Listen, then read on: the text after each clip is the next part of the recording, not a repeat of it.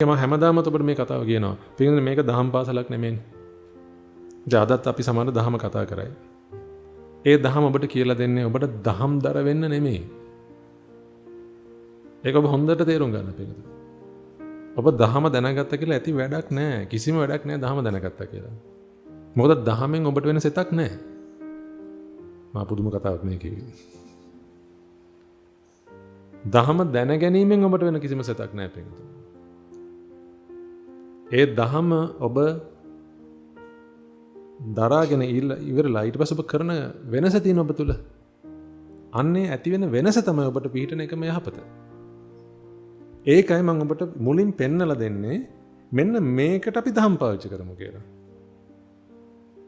ඒක හරියනේ අපි දානේ වළඳන කරින් ප්‍රත්‍යක්ෂාව කරන්නේ. හරිනම් පින්දනේ බණ අහන කරින් ප්‍රත්‍යක්ෂාවක් තියෙන්න ඕනේ කරන්නේ. නේද නැද්ද ඔබට එන්නේ? ප්‍රත්‍යක්ෂා කරන්නේ නැතුව දහම අහන්න ගියහම පුදුම කරදරයි මිනිසුන්ගේ.